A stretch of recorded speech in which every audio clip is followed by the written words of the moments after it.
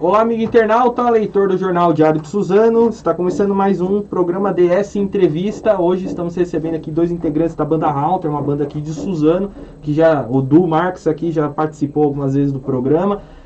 Agradecer então a presença de vocês aqui, pedir para vocês darem uma saudação para quem está acompanhando, se apresentarem, falarem que função vocês têm na banda e a história um pouco da banda, se quiserem. Sim.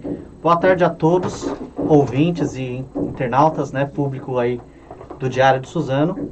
Eu sou o Du Marques. Sou o irmão dele, o Lucas. E nós somos integrantes da banda Haunter. Nós somos uma banda de heavy metal, né? E somos originários aqui de Suzano. A banda foi fundada aqui em Suzano. E hoje nós contamos com integrantes de diversas cidades, todas aqui da região, né? Tem integrante de Poá, tem integrante de Suzano, de Mogi das Cruzes, né? Então somos uma banda aqui da região do Alto Tietê, né? Fundada em Suzano, mas do Alto Tietê em os geral, integrantes né? estão espalhados aqui entre as Quer dar cidades. uma palavrinha também, Lucas? Quero agradecer a quem está assistindo, né? Um bom final de tarde, né? E agradecer as bandas, né, da região que estão acompanhando aí. Bandas Os amigas, músicos, né? Os músicos. É isso aí. Bom, o principal motivo de vocês estarem aqui é que finalmente chegou o disco de vocês, né? Estrearam, terminaram as gravações. Queria que vocês contassem, então, já emendando aqui a primeira pergunta, como que foi todo esse processo, né? Demorou por conta da pandemia. Sim. Queria que vocês contassem um pouco, então, como que é o processo de gravação de um disco, a espera, todo esse período também, os ensaios, como que foi toda essa experiência de gravar e também o cara que está por trás da produção, que é o Thiago Bianchi, do estúdio Fusão. Queria que vocês comentassem também a importância dele estar por trás da produção do disco de vocês. Ok. Bom, posso começar aqui mostrando o álbum? Sim, com certeza. Esse aqui é o nosso álbum. Ele se chama Silent Earth. É um álbum conceitual. E a produção desse álbum, na verdade, ela iniciou em 2017, onde a gente fez toda a pré-produção. As composições são até antes desse período. A gente compôs, principalmente o Lucas, né, que é o principal compositor do álbum. A gente começou a compor em parceria em 2016, 2017. E foi quando a gente fechou a parceria com o Thiago Bianchi, que é o nosso produtor. E ele é um produtor que já produziu bastante gente, né, da cena, em especial do rock, do heavy metal, né? Ele produziu recentemente do Falasque, né, que era vocalista do Angra. Já produziu o Angra, já produziu o Xamã, a Tarja Turunen, que é a vocalista do Nightwish, né? Então ele produz tanto artistas brasileiros como também estrangeiros, né? Você quer falar um pouco do processo de... É que assim, desde o começo, eu e o Eduardo, a gente é um núcleo de composição. Até porque os outros integrantes, assim, sempre foram meio rotativos. Mas agora parece que acertou já faz 1 ano e pouco, 2 anos, assim. uns 2 anos pra cá a gente acertou a formação. Mas sempre assim, foi quase assim, a gente vê outras bandas assim que não tem tanta essa parte de criatividade, criar música, ou tem dificuldade. A gente é ao contrário, eu e o Eduardo, um faz a música, faz a letra, aí vai voltando a um ciclo. Quando a gente foi ver, a gente já tem 30, 40 músicas. Legal. Aí, com a demora do disco, contribuiu pra gente acumular mais músicas, né? Na verdade, parte da demora desse álbum também foi por causa dessa rotatividade de integrantes, né? Porque, assim, é muito trabalhoso, né? A gente acompanha o trabalho de muitas bandas, né? E assim, em especial bandas que compõem, bandas que são chamadas de autorais, né? É um trabalho ainda maior, porque a gente ensaia como qualquer outra banda, a gente tem que investir em equipamento como qualquer outra banda, a gente faz show como qualquer outra banda, mas temos um gasto a mais, que é a questão dos álbuns, né? Você entrar no estúdio, gravar, né? Isso é um investimento alto, né? Lembrando que sempre que é possível tem aquele do it yourself, que tipo, faça você mesmo os clipes, faça você mesmo as faixas guia, coisa de palco, equipamento, tipo, se vira, é vocês mesmos, não tem ajuda. Nesse ponto a gente tem um ponto muito positivo, que é a formação do Lucas, né? Como ele tem formação em rádio e TV, a gente consegue produzir nossos próprios videoclipes, né? A gente já gravou também com equipes, né, tal, Fog Filmes, né? Mas o fato da gente ter uma pessoa, né, especializada nessa área de audiovisual na banda ajuda bastante. Então desse álbum a gente está produzindo aí A meta é produzir videoclipe de todas as faixas, né? Legal. Todas as faixas teriam videoclipe. Já tem umas 3 encaminhadas. Já tem 3 já encaminhadas, né? São 8 faixas no álbum, né? A gente está fazendo aos pouquinhos. E o processo em si foi um processo demorado por N fatores, né? Ano passado, por causa da pandemia, a gente ficou com as músicas presas no estúdio de Mogi, que a gente gravou uma parte aqui em Mogi das Cruzes, né? E também, assim, a rotatividade de integrantes, né? Que teve bastante mudança. Já teve músico que chegou pra gravar e não conseguiu gravar. Teve que voltar pra casa. A gente, nossa, demorou tanto. Porque lá no Fusão, assim, eles são muito profissionais, né? Então, por exemplo, se você chega lá pra gravar e não tirou a música direitinho, ele chega e fala assim, ó, vai embora, vai pra casa, tira a música, pratica, quando você estiver preparado, você grava. Entendi. Se você não conseguir gravar, eu vou chamar uma outra pessoa e essa pessoa vai gravar pra você. Então é bem, Entendi. sabe, você tem que chegar lá pronto, não adianta chegar, como a gente fala, catando milho, né, na guitarra, né, Sim. tentando lembrar do solo, não, você tem que chegar lá com tudo perfeito, né. Então Não um show ao vivo, né? não adianta querer levar as coisas no improviso lá, que tem que ser tudo muito, muito certinho, né. Isso foi uma coisa positiva que a banda levou, né? De aprender a ser profissional. Na verdade, te forçam a ser profissional. Ou você chega lá sendo assim, ou você não faz nada, né? Igual o cara chegou lá pra gravar, não conseguiu, chamou o cara na sala, ó, tá bom? Não tá, vai embora. Aí a gente, eu e o Eduardo, tipo, nossa, a gente vai ter que voltar aqui. Porque o estúdio fica em Cotia, né? 3, 4 horas de carro. De carro, você chega lá, mais umas 4 horas para montar a bateria, para microfonar tudo. Na hora que o baterista começa a tocar, não, então não tá rolando. Vai para casa, se prepara e a gente volta depois, né? E você assumiu tua bateria nesse período? Mais por falta de pessoas para tocar do que por Porque habilidade. você, na verdade, quando teve o Rock na Boa aqui, né, a primeira edição do Rock na Boa, teve 2, né? Sim. Daí teve a pandemia. Mas na primeira que foi lá no Max Pfeffer, você tava na guitarra, né? Tava na guitarra, eu lembro. No álbum eu gravei o baixo, as guitarras, base. A gente chamou alguns convidados para fazer solo e tudo mais. Ah, isso, convidado. A participação do Kleber Lopes, né? Ele já foi guitarrista da Haunter. Já foi. Já foi guitarrista Teve da tecladista também, né? Teve o Fernando também. O Fernando gravou os teclados. Ele chegou a fazer um show com a gente, né? No formato de live, né? Porque já estávamos em fase de pandemia. Porque assim, como o álbum demorou por esses motivos, troca de integrante, pandemia e também a agenda do Thiago Bianchi, né? Porque o Thiago Bianchi, ele é vocalista da Nocturnal, né? Certo. Então nesse período que a gente estava gravando, eles se apresentaram no Rock in Rio, eles foram gravar DVD na Rússia, fez turnê com o Mike Portnoy, né? Então assim, quando ele ia fazer turnê, não tem jeito, não é culpa dele, mas tinha que parar, ele tinha que fazer a turnê, aí quando ele retornava pro Brasil, a gente voltava a gravar com ele, mas ele não produz só a gente, ele produz várias outras bandas, né? Ele produz aquela banda do Chefe Fogaça, que é o Oitão, né? Então, assim, tem muita gente. Então, acabou se prolongando esse processo, né? E aí, nisso, a gente teve mudança de integrantes, né? Certo. E principalmente por motivos pessoais, né? Às vezes o cara vai casar, o nosso baterista, até o Vitor, né? É um cara que a gente tem muita amizade até hoje, né? E até mandar um abraço pra ele. E assim, eu gostava muito dele porque ele é mais baixo que eu, né? Então eu me sentia alto na banda pela primeira vez. E ele era absurdo tocando, assim. Todo mundo se impressionava. Sim, ele chegou um pouquinho depois da gente ter já gravado as baterias, né? Ele se apresentou lá no show do Corsos, né, em 2019. Mas aí também, por alguns motivos pessoais, ele precisou sair. Entendi. Mas assim, até hoje a gente mantém a amizade, ele e o Johnny também, né? E a gente mantém a amizade até hoje. E aí fica uma bucha, porque a bateria da Haunter, ela é bem específica, ela é bem rápida, tem o pedal duplo. Sim. Então, assim, é difícil a gente arrumar baterista. E o Lucas, na verdade, ele é baterista de origem, né? Ele começou a estudar, quando ele começou a estudar música, ele começou pela bateria. Só que ele também toca guitarra e baixo. Então ele sempre vai aonde tá faltando, é tipo um substituto. É o Severino, né? Não faço nenhum bom, mas estou lá para cobrir. Entrando na questão do disco agora, Du e Lucas, né?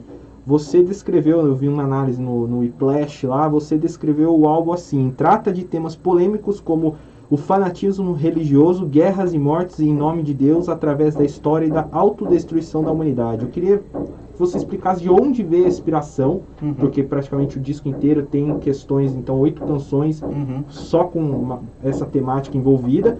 Então, de onde veio essa inspiração e como você também vê o fanatismo religioso atualmente, porque eu vejo você também é um cara bem crítico, tem alguns Uhum. comentários, eu queria que também comentasse sobre isso. Eu acho que às vezes eu sou muito polêmico, né? Mas o rock tem dessa, né? Tem isso também, faz parte do rock, né? É feito pra incomodar, né? Pra incomodar, né? O próprio Iron Maiden, que é uma banda que eu gosto muito, quando eles lançaram Number of the Beast, principalmente nos Estados Unidos, o pessoal mais conservador Uhum. caiu de pau em cima deles, né? Sim. Então, assim, na verdade esse conceito já existe. Antes de ser lançado o álbum, a gente já tinha começado a compor algumas músicas, alguns singles que a gente lançou com esse contexto, né? Porque a gente vê que hoje em dia o mundo tá um pouco chato nesse sentido de ser conservador.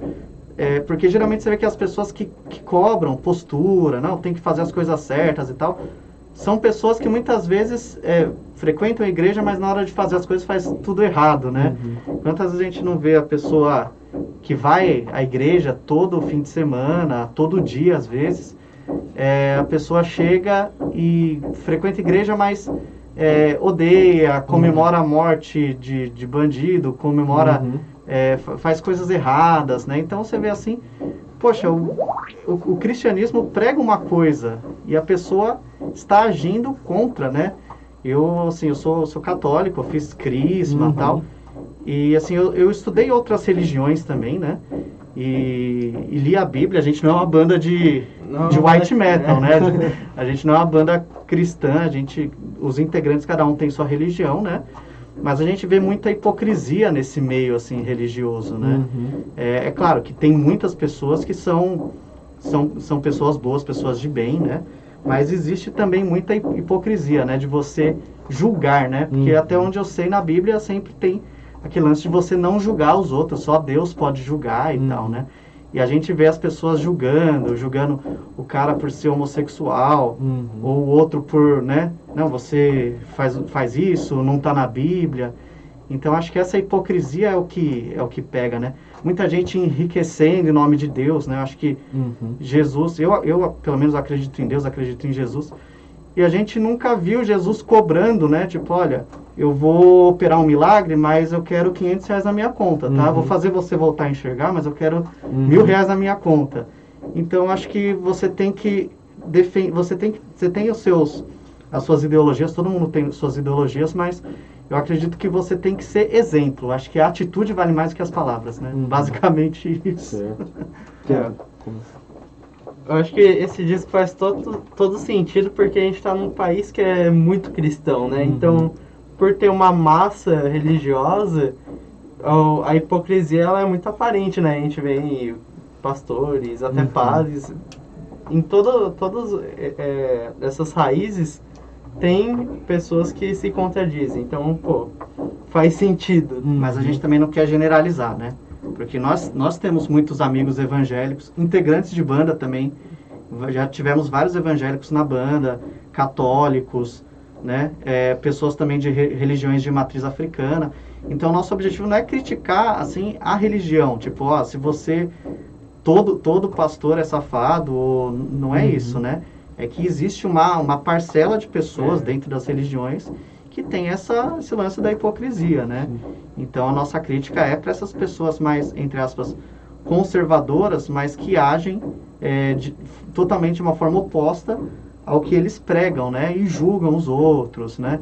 E a gente vê isso muito aparente, assim, nas redes sociais, principalmente, né? E também com atitudes, né? Às vezes o vizinho, né? Sim. Falando ainda do clipe, né? A canção Final War, né? Tem do clipe, não, falando do disco, a canção Sim. Final War tem um clipe, né? Vocês já tocaram no assunto de que vão produzir novos clipes. Eu queria entender então como foi a produção desse clipe, onde está disponível. Vocês podem até falar das redes sociais agora. E quais são as outras músicas do disco que vocês querem já fazer o quanto antes um clipe? Você quer falar agora, Lucas? Pode falar primeiro. Tá bom. Então, começando pela Final War, né?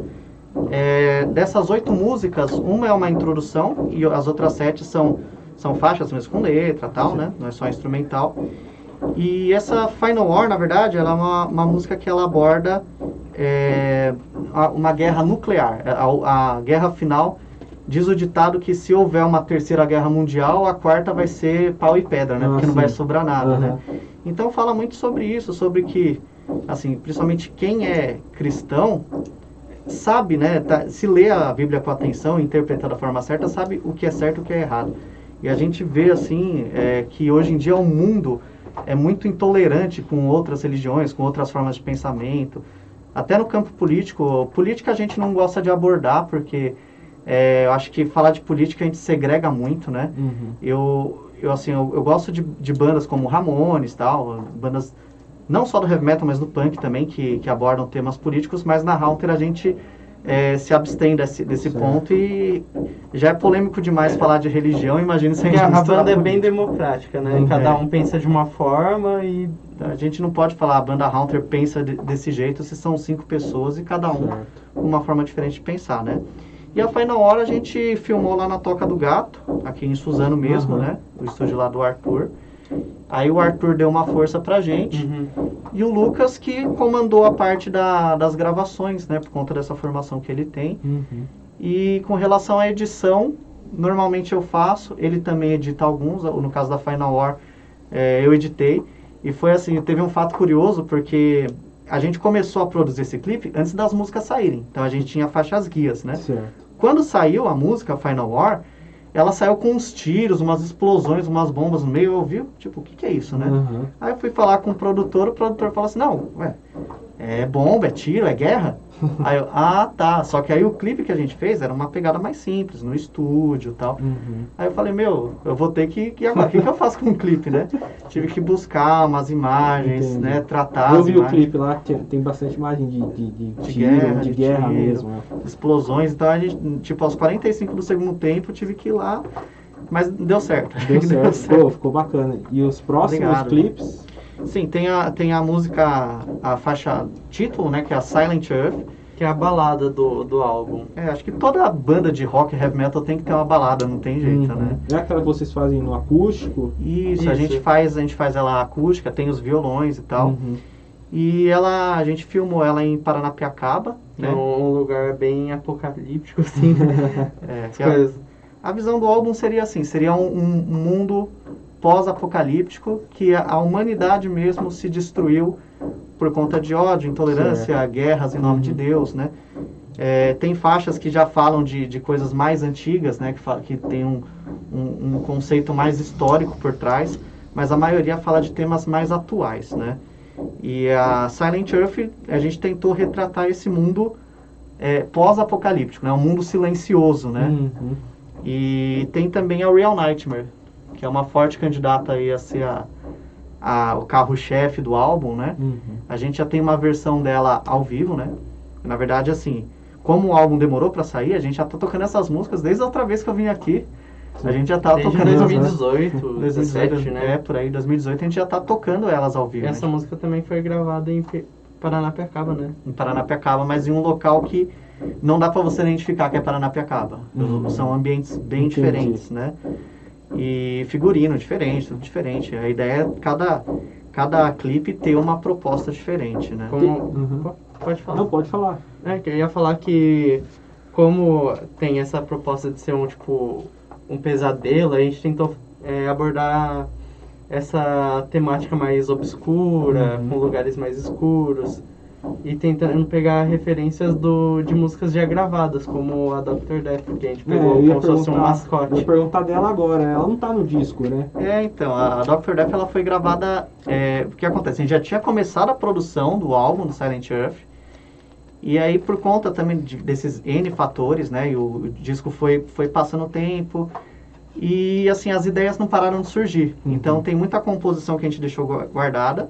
E na época o Johnny, né, que tocava na banda, ele trouxe a proposta da Dr. Death, que foi falar sobre pandemia e tal. E o curioso é que isso foi antes da pandemia. Que droga, né? Tipo, quase profetas, assim, né? E aí ele trouxe essa proposta, a gente gostou, e eu acabei comprando, eu encontrei uma máscara, né, dos doutores da da peste, né? Então a gente gosta, nosso pai é historiador, né? A gente sempre gostou muito dessa parte histórica, e tanto bandas como Sabaton, Iron Maiden, Metallica, eles sempre trazem o conceito histórico, e a gente resolveu unir o útil ao agradável. Falou assim, ó, a gente não sabe quando o álbum vai sair, então vamos lançar algumas singles, né? E a gente foi gravando por fora, tinha um álbum e a gente simultaneamente foi produzindo essas outras faixas, Mas a gente né? também tenta ligar elas para ficar algo coerente, né? Igual o clipe agora vai ter referências de algo do Dr. Death, mesmo Dr. sendo algo que foi composto depois e lançado antes. A gente gosta muito desse lance conceitual, né? Entendi. Não sei se você conhece aquela banda de heavy metal Sabaton, né? Sim, sim. Sim, eles têm uma temática, eles são totalmente conceituais para guerra, né? Tudo eles falam de guerra. Então eles falam nas canções desde de guerras, né? Segunda Guerra Mundial, tal, Holocausto, como eles também falam de guerras antigas, de batalhas de navios e tal. Então, assim, a ideia da Haunter era ser, desde o início, lá em 2012, foi ser uma banda conceitual, né? Eu gostava muito daquela série Supernatural. Então, assim, a ideia era primeiro ter esse lance do terror, né? Terror, falar de temas místicos e tal. E com o tempo a gente foi abrindo um pouco mais o leque, né? E envolvendo esses temas históricos, e até chegar no que a gente chegou hoje no lançamento desse álbum, que é abordar esses temas um pouco mais reflexivos e polêmicos, né? Que é falar do fanatismo religioso, né? Tem uma música que chama Blind Sheep, né? Que são ovelhas cegas, né? Sim. E fala justamente de líderes religiosos que conduzem, né? As pessoas por um caminho que muitas vezes não é o ideal, não é o que realmente a religião prega, né? O que a Bíblia prega, ou o que cada um acredita prega, né? Então a gente chegou nesse ponto, né? Falando agora das faixas de novo, duas perguntas e uma aqui. Qual é a de vocês a favorita? E também nessa questão, vocês já tocaram, já falaram sobre as inspirações, ele é o principal compositor. Queria que falasse como que foram as ideias, as composições, as inspirações. Claro, tem a temática da religião, mas vocês também compõem em inglês, né? Vocês cantam em inglês, a gente nem acabou tocando nesse assunto, mas vocês cantam em inglês até para atender um público internacional também. Então, como que foi essa sintonia entre vocês? Eu sei que vocês são irmãos, devem... até é engraçado, facilita, falando né? agora, eu até me lembrei do caso, não sei se vocês sabem uma curiosidade dos Beatles, mas os Beatles, o John Lennon e o Paul McCartney, independente se era um que fazia a composição, mas eles assinavam como os dois, né? Nossa, que bacana. Eles assinavam como... Então ninguém sabe exatamente quanto que cada um compôs, porque todas são eles dois assinando juntos, né? Você quer responder essa? A minha música favorita, tenho duas. A primeira que é a Carol Cross, que eu acho que é a música mais impactante, né? Logo no começo. Lembro quando eu compus ela, a parte do meio da música foi a primeira parte que eu fiz, que na verdade não tinha nada a ver com a proposta de heavy metal. Eu tinha composto alguma coisa para piano, alguma coisa assim, eu tinha escrito a partitura. Isso ainda, acho que foi em 2015, foi tipo o embrião desse álbum. Aí ficou muito legal, falei, mano, imagina isso, só que levado ao extremo. E ficou melhor. E a minha outra música favorita, acho que é a Silent Earth, que é uma música bem simples e o simples não é pior, muitas vezes o simples é melhor, né? Funciona bem, né? O violão é algo que eu gosto bastante, é a única música que tem o violão orgânico, né? Sim. E fez total diferença, assim. Acho que são essas duas. No meu caso, eu também gosto muito dessa primeira faixa, né? Quer dizer, a primeira é a intro, né? Sim. Mas aí o prelúdio da Carol Cross, né? Mas eu gosto muito dessa faixa também, Carol Cross, porque a gente tem várias influências, né? E vai desde do heavy metal mais tradicional, das bandas antigas, né? Até o heavy metal, assim, na verdade, a grande influência é o heavy metal europeu, né? Tanto o inglês como o alemão e o finlandês, né? Acho que essas são as maiores influências. E essa música, ela tem muito, assim, a pegada do power metal, do metal melódico, né? Bateria bem rápida, com pedal duplo, é o estilo de som que a gente gosta. Mas popularmente não é, talvez, a música que funcione melhor, mas eu acho também que é a música mais impactante. E eu gosto também bastante da Venus, que também é uma música que tem essa proposta, né? Mas eu acho que, assim, esse é meu gosto pessoal, né? E não necessariamente talvez sejam as músicas que deem mais certo, ou que tenham maior aprovação, né? Sabe que uma balada muitas vezes funciona muito melhor do que uma coisa mais específica. Uma boa balada emplaca aí qualquer banda também, né? E às vezes, ouvindo o álbum de novo, a gente acaba redescobrindo sons, né? Mudando o gosto, às vezes. Tipo, nossa, como essa música é legal, nossa, como esse riff ficou da hora, né? E a gente vai escutando e vai pegando gosto por tudo que foi feito, né? Uma história, né, que foi gravada. Sobre o processo também de composição, o que acontece? O Lucas, ele entrou na banda em 2016, mas a banda já é mais antiga, né? De 2012 e tal. E ela surgiu comigo e o Caio, que era um parceiro meu, que a gente já tinha tido outras bandas antes, né? Inclusive uma chamada Guillotine. E eu conheci um programa chamado Guitar Pro, que ele compunha tudo lá, onde você escreve as partituras, tablatura, né? E eu apresentei esse programa pro Lucas, né? E ele, muito curioso, sempre gostou muito dessa parte de teoria musical. Ele começou a mexer, começou a compor lá com 7, 8 anos de idade. E ele foi se desenvolvendo, até que quando ele chegou com uns 15, 16 anos, ele já tinha virado um especialista em composição. Não muito bom, mas tipo, essa habilidade, entre essas habilidades, ajuda a gente até para gravar coisas novas, porque você tendo o Guitar Pro, o registro em partitura, de instrumento por instrumento, para gravar coisas novas, a gente só exporta, manda, e a gente tem a régua, a medida certinha, tudo certinho, e é muito mais fácil para gravar do que uma banda que chega no estúdio e não tem nada. Vamos começar do zero, vamos começar com esse riff aqui, né? E a gente tem a facilidade de ser irmãos, né? Então, normalmente ele compunha assim, ó, trouxe uma ideia aqui, aí ele já trazia a estrutura da música. O que é introdução, o que é refrão, verso e tal. Aí eu ouvia, nossa, legal. Aí às vezes eu dava alguma dica pra ele, ó, e se fizer isso e tal? Ele ia lá e mudava. E normalmente eu gosto muito de escrever, sempre gostei muito de escrever. E aí tem o lance do inglês, né, de ser a língua, assim, na minha opinião, universal. Eu acho que até nas escolas, sabe, acho que desde o ensino fundamental, acho que todo mundo deveria aprender, pelo menos aqui no Brasil, o inglês e o espanhol, né? E infelizmente não é assim que funciona. Também acho que deveria ter música nas escolas. Também, outro assunto, né, paralelo. Mas ele fazia as músicas, eu pegava, já criava a melodia vocal, escrevia a letra, mandava para ele. Algumas a gente trocou, eu escrevi o instrumental e ele escreveu a letra, mas em suma é ele com instrumental e eu com letra, né? E assim flui naturalmente. Os outros integrantes também participam, né? A gente manda para eles. Na hora que vai tocar, a música ainda passa por um amadurecimento, né? Cada um toca da sua maneira, o guitarrista gosta de tocar de um jeito, o baterista. Às vezes você pensa numa coisa, mas na hora que você vai reproduzir ao vivo também é diferente. Você fala, poxa, eu tive uma ideia assim, mas na hora de colocar na prática não rolou. Então você vai modificar. Tem coisa também que não funciona, que a gente acha que vai ser legal e acaba não ficando legal. É só experimentando, né? O ponto final é o ensaio, né? Com todo mundo tirando a música, um trazendo uma ideia a mais. Ou às vezes a gravação também. Na hora que você vai gravar, principalmente tendo um produtor, o produtor fala, ó, isso daqui não vai rolar. Entendi. Com o Bianchi foi um pouco assim também. Tem produtores que intervêm mais e tem produtores que gravam o que você quer. Mas é bom ter esse ponto de vista a mais que a banda não tem, né? Alguém que... Um produtor que já gravou 100 bandas, ele sabe que funciona. Ele sabe que uma parte é muito grande e tal. O próprio Thiago mudou algumas coisas. Isso daqui não tá legal, vou fazer de outro jeito. E a gente acatou, porque a gente sabe que ele sabe o que ele tá fazendo, né? Falando para finalizar então do disco, da questão dos convidados, que vocês comentassem então as escolhas, os motivos que levaram a escolher eles e quem são esses convidados também. Sim. Você quer falar? Eu vou falar do Kleber, que é o guitarrista. Todo mundo gosta dele porque é o cara mais gente boa do universo.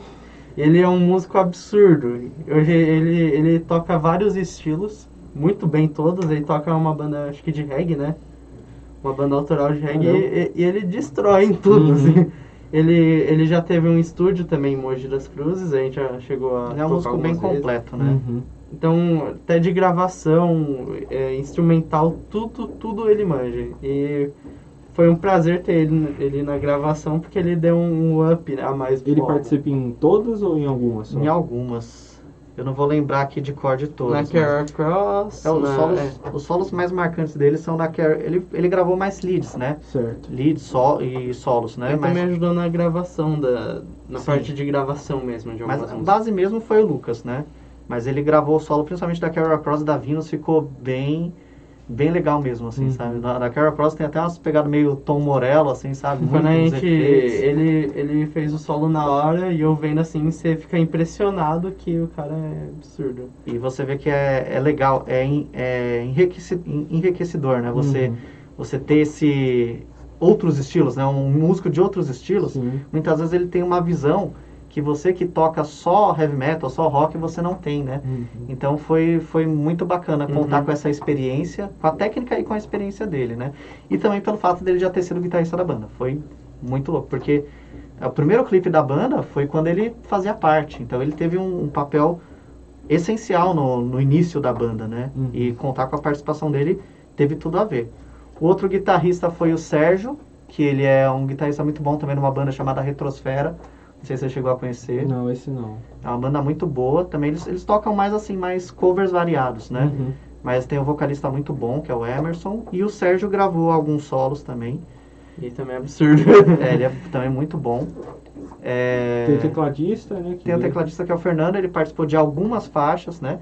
A intro, a gente tinha uma ideia da intro, ele mandou, ele compôs, né? Na verdade, a intro e a gente juntou as ideias, né? Uma ideia que já tinha do Lucas junto com a dele. É, tinha músicas que precisava de teclado. A gente gosta muito de teclado. Se fosse depender da gente, a gente colocava em todas as músicas. Uhum. É difícil achar tecladista para tocar esse gênero, né? A gente bem colocou específico. nas músicas que são mais necessárias mesmo. Entendi. E não foi uma música cheia de teclado, né? Com exceção da intro, são coisas pontuais. Ele compôs muita coisa, mas nem tudo foi utilizado, né? Entendi. O Bianchi falou, olha, isso aqui funciona, isso aqui não funciona, né? E a gente confia na palavra dele. Então foram os três. E teve também o Alex Christopher, que O cara que gravou a bateria. na época a gente estava sem baterista, foi antes do Vitor entrar na banda, Uhum. né? Eu lembro que assim, o Vitor entrou mais ou menos nessa época, só que já estava tudo pronto pro cara gravar. Aí o Vitor entrou na banda, eu até comentei com o Thiago, o baterista a gente arrumou um cara bom tal. Aí ele falou, não, mas já tá em cima tal, vamos que vamos. E aí o Alex que participou gravando a bateria, baterista muito bom também, né? Ele era o baterista de confiança do estúdio. Ele Entendi. gravou um monte de álbum e ele... Conhece alguma outra banda que ele gravou também? Ele gravou aquela outra banda também, né? Eu não me recordo o nome das bandas, mas ele era... Esses estúdios têm geralmente uns músicos assim, Sim, né? de tocam confiança. Acho que, se eu não me engano, tem uma história do Dire Straits, que acho que o baterista original deles, que gravou o primeiro disco, fez show, não era baterista, tipo, ele tava no estúdio lá, vem aí, toca aí, o cara foi, tocou e ficou na banda, assim, Sim, mas ele era... Normalmente os estúdios têm, igual o próprio Angra, o primeiro álbum, o baterista chegou pra gravar, o cara falou, não consegue gravar. Mandou ele de volta. deve ser Aí chamaram um complicado. baterista alemão pra gravar tudo. Pensa, Aí- o cara sai do Brasil, vai gravar na Alemanha, chega lá na Alemanha, não vai rolar. Nossa. Não vai rolar. Porque ele tinha uma pegada mais rock and roll, heavy metal, né? Uhum. E o Angra já surgiu com essa ideia mais ou menos, né? Assim, algumas músicas a gente tenta seguir mais ou menos a linha do Angra, né? Uhum. E assim, é pedal duplo, né? Então é uma técnica muito específica que exige muita prática, né? Né? Tipo assim, o Aquiles, né? Sim. O Ricardo Confessori. Então aí no caso do Angra, o cara foi mandado de volta pro Brasil e o guitarrista de lá, do Rhapsody, né? O baterista do... Baterista Ele do- não era nem do Rhapsody na época. Na época. Eles chamaram o cara O lá, italiano ele foi lá e resolve. gravou, Cara. né? Mas todo estúdio tem os músicos pra resolver. Né? E nesse caso o baterista era de lá. Uhum. Os outros que fizeram participação especial não, já eram amigos nossos, conhecidos nossos, né? E os outros, é bom também a gente ressaltar os outros integrantes que também Verdade. participaram de todo o processo, né? Que é o Robson, né, o baixista, o Gustavo, e agora a gente tem um guitarrista que está com a gente aí desde o ano passado, né? Que é o Dan, que é um cara que entrou assim para somar mesmo, sabe? Uma pessoa muito ativa. Ele já empurrou mais ainda a banda. empurrou. É o cara que fala, vamos lá, vamos pra cima, e a gente, nossa, é isso aí. Ele é tipo o Kleber. Se o Kleber é o cara mais legal do mundo, ele é o segundo, ou vice-versa. Os caras são muito gente boa, né? E banda é isso, né? Banda é uma família, né? A gente tem as exigências, né? Uhum. A gente chegou lá no Fusão e a gente teve esse choque, assim, né? Porque quando você grava por aqui, não desmerecendo nenhum estúdio, claro, né? Mas o cara com uma visão, assim, de produtor, de produzir artistas grandes, né? E, assim, internacionais e tal. É aquele negócio, ou você faz ou você faz. Você tem que estar pronto. Às vezes você acha que você está pronto, mas você não está. né? E isso foi uma experiência que enriqueceu bastante. Querendo né? ou não, o produtor de lá, você tá vendo ele de baixo para cima e você tem que se igualar a ele. Você tem que correr atrás para se igualar em qualidade, em composição, em gravação. Você que tem que correr atrás. Isso foi uma coisa que levou o nível da banda, né? A gente começou a ter uma visão muito mais profissional, sabe? Tem muita banda da região que fala, não, eu consigo gravar a minha música. Aí grava e não fica tão bom. Mas a visão de um produtor faz a diferença. Com o tempo a gente foi aprendendo várias coisas, né? Próprio, assim, Spotify hoje em dia, né? A gente até estava conversando sobre isso. A gente gosta muito dessa proposta de CD, né? Do encarte. Eu acho muito legal você comprar o CD da sua banda favorita, abrir, pegar o encarte. Mas a gente sabe que hoje em dia as coisas estão mudando, né? E as mídias físicas, elas estão perdendo espaço, né? E cada vez mais, se você é um compositor, um músico que tem sua música, você tem que estar no Spotify, você tem que estar no Deezer. O consumo hoje é totalmente digital e às vezes está até deixando de ser visual. Você está indo pro trabalho de metrô, de trem, você só está ouvindo um podcast ou uma música. Então as coisas são muito na hora. E São muito você tem rápidas, que correr né? atrás, você não tem que pode se ficar para adaptar, né? trás. E a gente foi aprendendo aí, né? Foram várias experiências aí, graças a Deus. E a gente foi aprendendo, né? Sobre como funciona, né, o mercado da música. É claro que a gente ainda tem muita coisa para aprender, mas aos poucos a gente vai percebendo como que funciona o mercado da música, né? Muitas vezes quebrando a cara que a gente aprendeu. Às vezes é bom você ter uma assessoria de imprensa, né? São vários fatores que muitas vezes quem é novo ou quem às vezes se limita, não, eu quero só uma banda aí para tocar no churrasco, para tocar de fim de semana, às vezes não tem essa visão, sabe? Então, graças a Deus, a gente teve... Essas experiências foram muito enriquecedoras pra gente, né? Tá certo. Passamos aí já de meia hora já, Du. Queria então, pra gente encerrar, que você comentasse de novo do disco, falar onde está disponível, quem quer ouvir, quando que vai sair aí para poder comprar também, quem quiser o CD físico, né? Não quiser preferir pelo físico e não pelo digital também. Certo. Bom, vou começar então aqui pela mídia, né? A mídia, ela tá em produção, porque... Esse álbum foi lançado dia 19 de abril, né? Certo. Dia 19 de abril a gente lançou ele em todas as principais mídias, né? De streaming, né? Sistemas de streaming. Então tá no Spotify, tá no Deezer, tá no Google Play e também no YouTube, né? No YouTube. A gente tem nossas redes sociais. No YouTube você encontra pela Banda Haunter, você coloca, né? www.youtube.com/Banda Haunter. No Facebook você procura como haunter.oficial. E no Instagram, que a gente é bem ativo no Instagram, a gente posta assim, tipo umas 2, 3 vezes por dia. É a rede social com mais interação hoje em dia, né? E você acha no haunter.com, né? A mídia, ela tá em produção, né? Os CDs estão em produção, a arte tá aqui, já tá pronta, tá feita, né? E eu acredito que no mês que vem já deve estar disponível para venda também, né? A gente sabe que no rock and roll, apesar da mídia física estar perdendo espaço, a gente sabe que ainda existe o pessoal igual a gente, né? Que quer comprar o CD, que quer ter, né? Fisicamente. Igual eu, que sou meio dinossauro, coloco no carro para ouvir, né? E eu gostaria também de te dar um presente aqui. A camiseta da Banda Haunter. Show. Eu não sei se o tamanho... mas aí qualquer coisa a gente troca, né? Também, não tem problema não. Sim. Pô, bacana. Brigadão, hein? Então eu agradeço mais uma vez a oportunidade. Isso. Né? E espero também que mais bandas surjam aqui da região, né? Suzano, Mogi Poá. Mais gente corra atrás de gravar seu próprio som, porque tá precisando, né? Sim, a cultura em geral, né? Exatamente. A cultura em geral que a gente estava conversando agora antes de iniciar. Sim. A gente sabe que é um investimento, não foi um investimento barato. E é um trabalho, né? Assim, é muito trabalhoso, né? Foi um trabalho, nesse caso aí, um trabalho de mais de 4 anos, né? Sim. Mas no final das contas vale a pena, porque assim, é o seu legado, né? São as suas ideias. E se você conseguir se conectar, pelo menos com algumas pessoas, igual no caso a gente tem uma moça que acompanha muito, é muito ativa, que ela é lá do Texas, né? Então ela fala que ela dirige o carro dela ouvindo a nossa música, né? Legal. Aí eu penso, poxa, que legal, né? Nos tempos difíceis que a gente está vivendo, se você conseguir pelo menos fazer sua música chegar numa pessoa nos Estados Unidos, uma pessoa na Europa, eu acho que a sua missão já foi cumprida, né? Já É mais atingiu sobre pessoas. expressão do que quantas pessoas estão ouvindo a música. Exatamente. Você conseguiu gerar conexão com algumas pessoas, né? E quem quiser conhecer um pouco mais aí da banda Haunter, está em todas as redes sociais, mídias de streaming, né? E aí, se Deus quiser, ano que vem voltando a fazer shows também, né? Fechou. Beleza, então. Obrigado. Du, Obrigado, viu? Obrigadão, Cara, Lucas. obrigado, hein? Obrigado também pela oportunidade. Agradecer aos amigos que nos acompanharam até este momento. Até a próxima entrevista. Abraço.